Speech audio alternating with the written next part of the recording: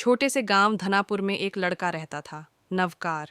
उसका नाम सुनकर लोग मुस्कुरा देते थे, क्योंकि गांव में ऐसा अनोखा नाम किसी का नहीं था।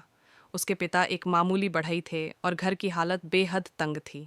लेकिन नवकार के सपने बड़े थे। वह बचपन से कहता था, एक दिन मैं मालिक बनूंगा, अपने गांव का नहीं, अपनी मेहनत का। गांव के लोग हंसते थे, अरे नवकार, तेरे पास पढ़ने के पैसे नहीं और तू मालिक बनेगा। नवकार मुस्कुराकर कहता, मेरे पास पैसे नहीं पर हिम्मत है। हर सुबह वह लकड़ी के काम में पिता की मदद करता और शाम को पास के मंदिर की सीढ़ियों पर बैठकर पुरानी किताबें पढ़ता। उसकी माँ अक्सर कहती, बेटा, पेट से ज्यादा सपना बड़ा मत बना लेना। नवकार मुस्कुराता, अम्मा, सपना ही तो पेट को भरना सिखाएगा।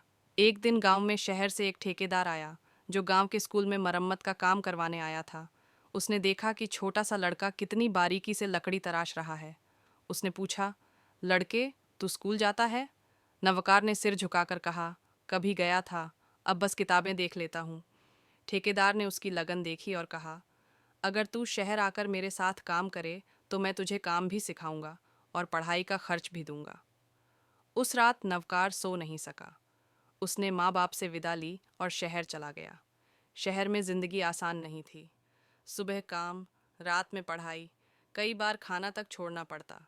पर नवकार ने हार नहीं मानी। उसकी एक ही सोच थी, जिस दिन थक गया उसी दिन सपना मर जाएगा। धीरे धीरे उसने फर्नीचर डिज़ाइन का काम सीख लिया। कुछ सालों बाद उसने खुद का छोटा सा वर्कशॉप खोला। पैसे कम थे पर आत्मविश्वास बहुत था। उसने अपनी दुकान के बाहर एक छोटा बोर्ड लगाया, नवकार वुडवर्क्स, मेहनत की पहचान। पहले कुछ महीने बहुत कठिन रहे। ग्राहक नहीं आते थे, लेकिन नवकार हर ग्राहक से ईमानदारी से पेश आता। किसी का काम देर से हो जाता तो खुद माफ़ी मांगता और बिना पैसे लिए काम पूरा करता। धीरे धीरे उसकी ईमानदारी की चर्चा फैलने लगी।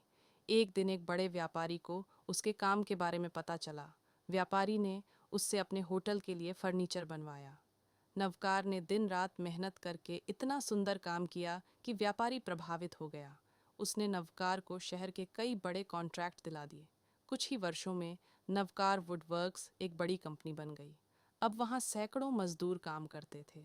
नवकार हर मजदूर से कहता, मैं मालिक नहीं हूँ, मैं बस पहला मजदूर हूँ जिसने हार नहीं मानी। वह अपने गांव वापस गया।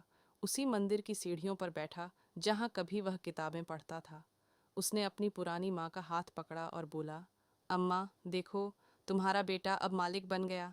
माँ की आंखों में आंसू थे। उसने कहा, बेटा, तू मालिक अपनी मेहनत का बना है, धन का नहीं। यही सबसे बड़ी जीत है। नवकार ने गांव के बच्चों के लिए एक छोटा स्कूल भी बनवाया, जहां गरीब बच्चे मुफ्त पढ़ाई कर सकें। उसने स्कूल के गेट पर लिखा, हर नवकार मालिक बन सकता है अगर वह खुद पर भरोसा रखे। धीरे धीरे नवकार की कहानी पूरे जिले में फैल गई। लोग कहते थे, वो लड़का जो कभी दूसरों के घर की कुर्सियां बनाता था, आज अपनी मेहनत की पहचान बन गया है। कहानी का संदेश, कभी भी अपने हालात को अपने भविष्य का निर्धारक मत बनने दो। जिस दिन तुम अपनी मेहनत पर विश्वास कर लोगे, उस दिन से तुम भी अपने भाग्य के मालिक बन जाओगे।